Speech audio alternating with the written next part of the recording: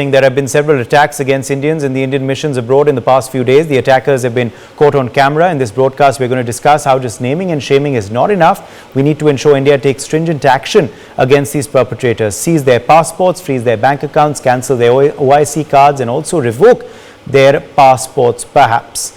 Joining us at this point is Ambassador Bhashpati Mukherjee, former diplomat. We also have Alok Bansal, Foreign Affairs expert, joining us live. Arvind Singh Tejawat, International Affairs expert, is live with us. BL Vora, former IPS officer, also joins us live. Ambassador Bhashpati Mukherjee, let me begin with you first. Now, what we're seeing in multiple protests, of course, which are taking place across the world, is that these individuals' faces are exposed for all to see, both in CCTV footage and in mobile footage.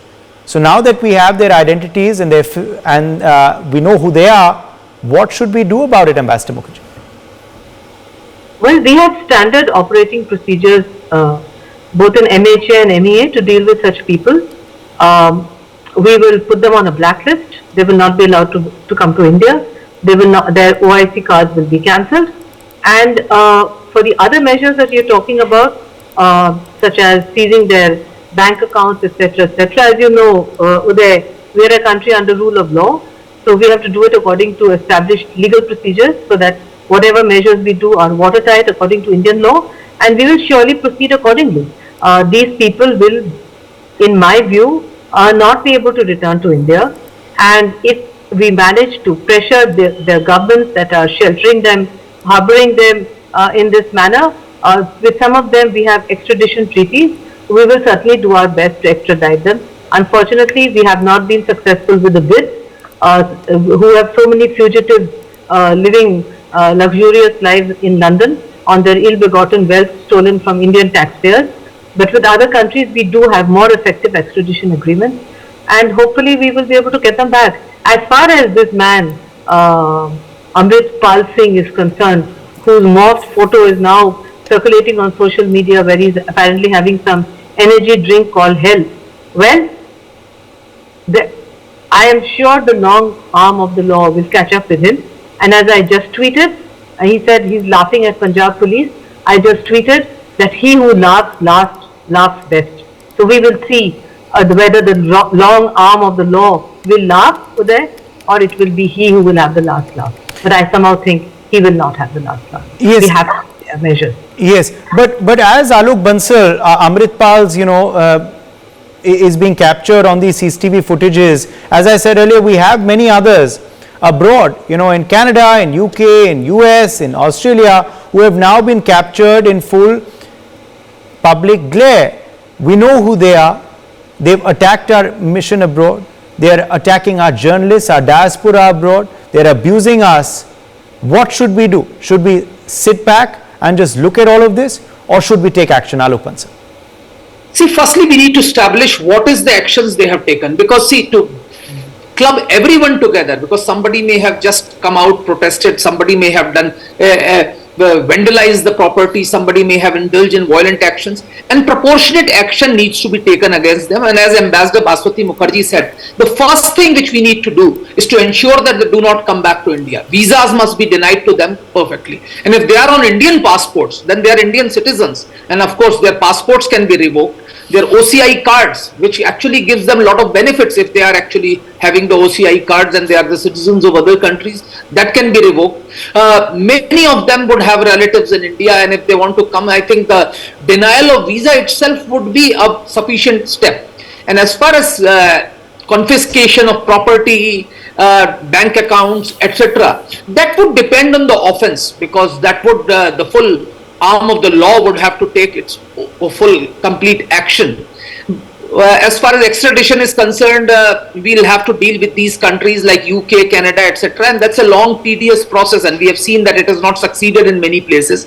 But denial of visa is actually a unilateral discretion of the Indian mission, and of course the Indian mission which is there should know who are the people who participated. I think that's the primary objectives. If they are actually keeping their eyes and ears open, they would definitely know who are the ringleaders, who are the people who participated in that. And anyone who participated must never be given an Indian visa. That itself would be a big issue, because irrespective of whether they are Indian citizens or citizens of any other country, They would definitely have relatives in India. They would want to come to India for pilgrimage. So if these people are denied, all this attempts at demonstration and vandalizing of property will cease.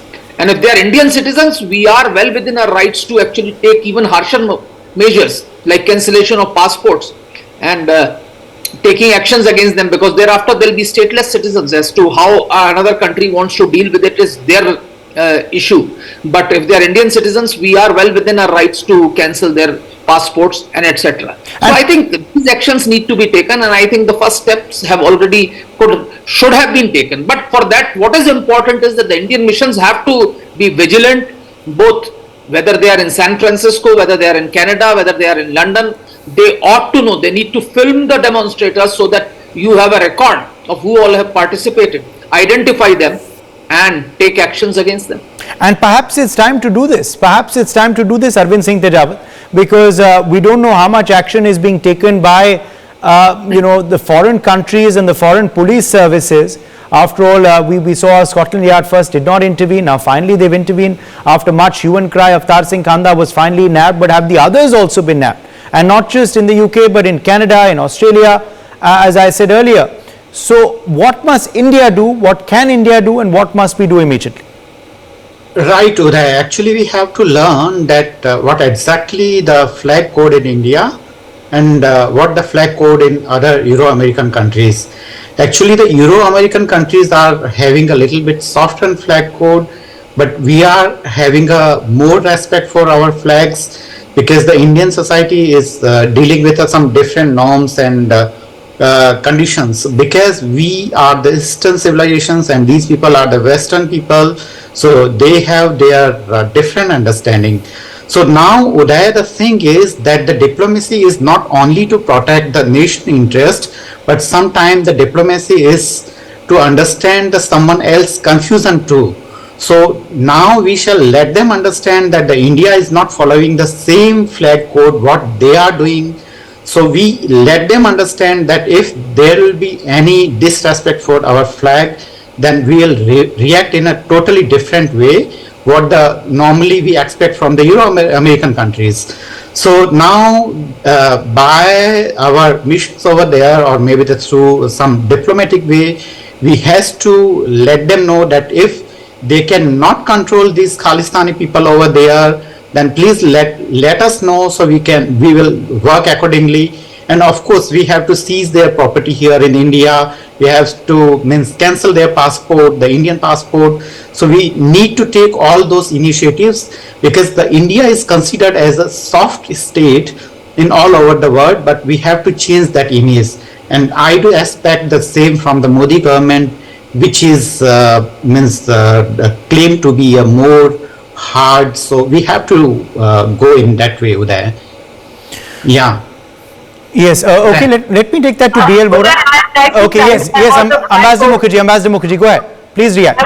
I would like to clarify that the West is fully aware of the same flag code that we have. This is for Mr. Tejawat. Because desecration of the national flag in the West, whether it's United States or United Kingdom or France or Germany, is punishable by 3 years in prison. Okay?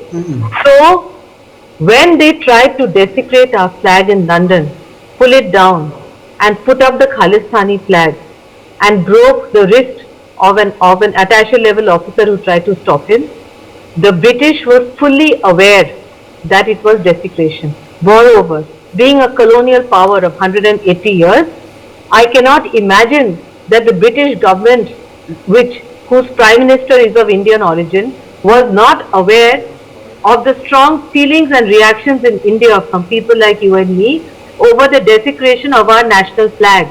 The only thing is, if they mistakenly thought, which I don't think, since 2014, nobody outside thinks India is a soft state. But they probably did not think that we would withdraw protection from the British High Commission here, we would withdraw the barricades, etc. The only thing that matters to such people is what we call in diplomacy sovereign reciprocity. One slap is met by 2 slaps. That's the only language they understand. Nothing to do with soft and hard, nothing to do with the flag code. If they don't protect us, we don't protect them. And let me assure you, Mr. Tajawaz, that they have got many, many enemies in India, and we have been protecting them against those people. Otherwise, tomorrow, people could break into the British High Commission and desecrate the Union Jack. Then you will see the reaction in London. Look at these India. What is their police force? They can't look after our people, etc. It's all double standards. Sorry, Uday, for interrupting. I just wanted to make this intervention. Uday, give me a moment. Means I'm really impressed by the opinion of Ambassador Mukherjee all the time. Ambassador Mukherjee, let me know that what could be the diplomatic way to deal with such kind of issues. She listed that out earlier. I have just told you, we removed the barricades. We have removed security. They were getting red carpet treatment wherever they went to protect them from various disgruntled elements that they have here, whether they are Argentinians or they are Irish or they are terrorists. I don't want to go further. We have given full protection as a developing country to these people, and what have we got in return but the desecration of our national flag? So from now on, we will deal with them the way they deal with us and more. That is the diplomatic way out. It doesn't sound very diplomatic, but believe me, it is very diplomatic.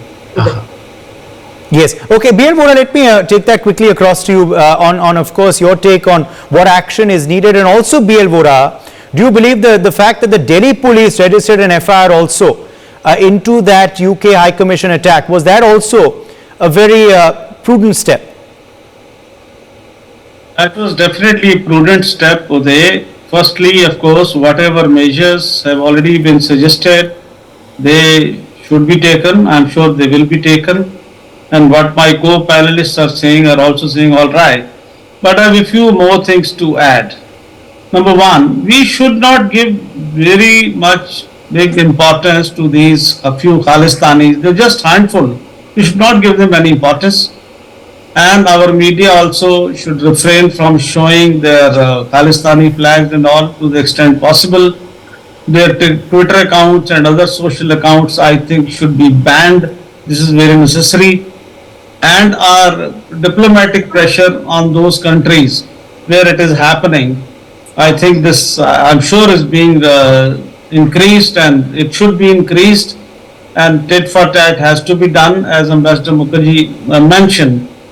Cases must be registered not only against the people of UK, the Khalistanis so-called, but even in other countries, even Canada and Australia. Canada, you know, is especially a particular problem because there's large, big diaspora, and they have many representatives and they have ministers also. But of course, 99% of them are well-meaning people. But there are few who are doing this. But I think cases should be registered there also. And we must take this action also. This is a lot of actions that can be taken. Also, I also want the Ministry of External Affairs to ask, and I'm sure they would have asked these countries as to what was their intelligence doing. If people were going to the UK High Commission, I'm sure the intelligence agencies there knew it. They're so proud of their MI5 and all. What for are they? I'm sure they knew it. So I would say, if not connivance, it was definitely indifference of the highest order, and I think this must be brought to their notice.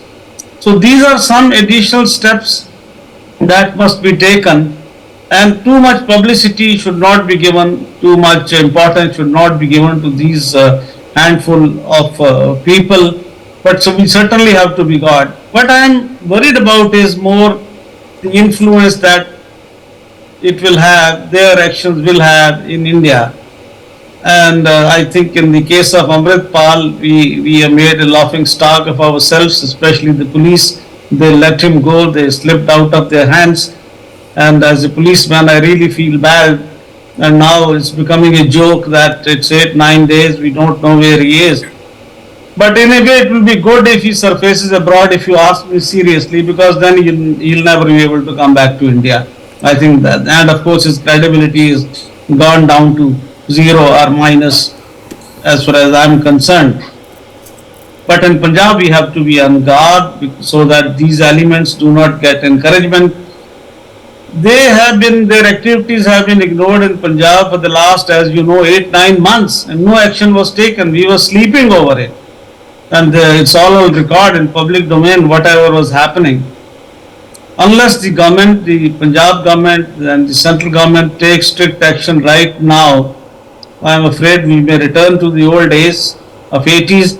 Of course, though chances are less, because then the central government people, whosoever what the arm of affairs, they were all playing politics. Fortunately, there is no such thing today.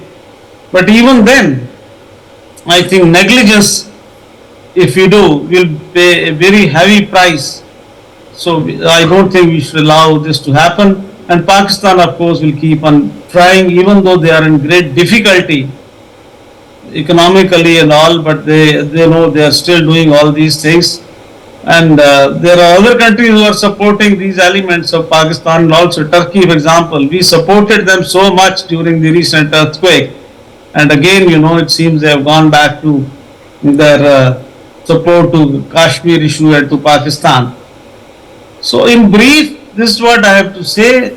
Take all action necessary against them, put diplomatic pressure as much as we can, but ignore them as far as public domain is concerned, and close down their social accounts. Uday.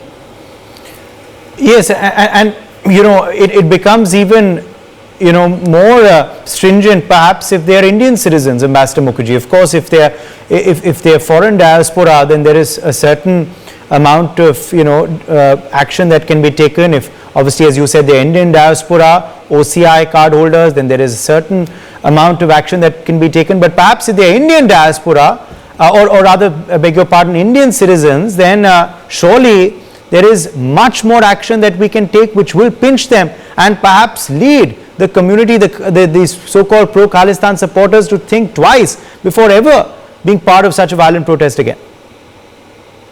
They will not think twice, Uday, because they have been brainwashed. These are young people who have been brainwashed. They don't know the consequences of their actions. For instance, the young Khalistani who tore down our flag and tried to put up the Khalistani flag and broke the wrist, he is a Indian passport holder seeking asylum in United Kingdom. His status has not yet been decided. His father is a member of the Khalistani Liberation Army. Okay, so if you are at that impressionable age and you have been brainwashed, you are ready for martyrdom for whatever cause you think that is good for you. So they are not going to think twice. They will think twice 10 years down the road, when they will realize they can never go back and see their homeland, motherland again. They'll never be able to see their friends again. They are cut off from their roots. That is when they will realize. But in our case, we have to do everything to make these Indian passport holders come back to India and face the full force of the Indian law that applies to Indian citizens. As far as those who have got foreign passports are concerned, what is of great interest today is that they crave for visits back home. The cancellation of the OIC card, etc., is going to hit them emotionally very hard. I'm telling you, I've seen it for myself. So both sets of measures have to be utilized, and in the meantime, we have to think hard about how to pressurize our Western partners, because these are countries with whom we have very strong bilateral relations, and make them take measures to stop the brainwashing of these young youth, because the whole exercise of Amritpal Singh coming here to Punjab was to try to brainwash our Indian youth in Punjab and create a full-blown insurgency here, which did not succeed, fortunately, by the grace of God. But when you try to brainwash young minds, that is when an insurgency happens, and that is precisely what they are trying to do. So we have to take measures fast and quickly, and I'm very glad that those measures have been put into place, especially in Punjab, by the local state government of Punjab, which is not the same as in the center, and by Punjab Police. That is the right signal to give to those outside malevolent forces that wish to partition India one more time. Uday. Those who are seeking asylum, I think now we should put pressure, and I'm sure we are doing it on the UK government not to give asylum to such people, and they should be sent back to India. I think this is very, very necessary. Such And actions that, actually justify their cause for. can I complete, please? Can I complete, please, if you permit me, Mr. Tejawat? I was saying that those people who are seeking asylum there and indulging in such activities, we should write to the UK government, put pressure, and I'm sure it's being done, that they should not be given asylum and they should be brought back to India to face the law in our own country. That is what I am saying is very important. Uday. Okay, I think, yes, Mr. Bansal also wanted to go ahead. Go ahead, Alok Bansal. See, what I was trying to say is that those who are seeking asylum, it actually strengthens their case for asylum because they are indulging in anti-India stance and they would want to project to the country where they are seeking asylum that they are actually threatened by law. So that is probably maybe one of the reasons why this chap is indulging in such activities to get asylum, probably because once a warrant is issued or once a legal action is taken in these Western countries, it becomes easier for him to at least claim protective custody for certain period of time. He can say that I'm going to be threatened once I go back. The second point which we need to understand is that we should not deal with everyone in the same manner, and that is very important. If some 15-20 people are taking out a protest march, we should just ignore it, because first thing which these demonstrators and these people want is publicity. So we should deal only with those people who are actually indulging in acts of violence, acts of vandalizations, desecration of national flag. That will reduce the number against who we should take part. The people who are taking part in demonstrations, the embassy should keep a track of them, deny them visas, withdraw their OCI cards, but not make a hue and cry about it, because the first thing which these people want is publicity. And I think by media cries, they are getting that free publicity which they are wanting. That's what I just wanted to say. Can I clarify something here, Uday, please? Yes. Okay. I'd like to first clarify that the groups who have been coming in front of our embassies and high commissions are armed with sticks, swords and stones, which means they want to perpetrate violence. They have not come for a simple Gandhian type of demonstration, in which case we should deal with them the way Mr. Bansal has suggested.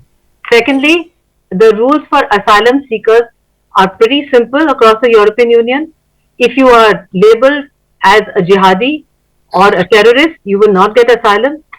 You can only get asylum if you can prove to the court, the judge who is trying your case, that you will be given death penalty when you return to your homeland. If we give an undertaking that the person whom we are seeking to extradite will not be given death penalty when he returns to India, and it is on that basis that we got back Abu Salem and several other convicts, I remember very well, I was Joint Secretary at that time, then we can get them extradited. In this particular case, there's no question of extraditing.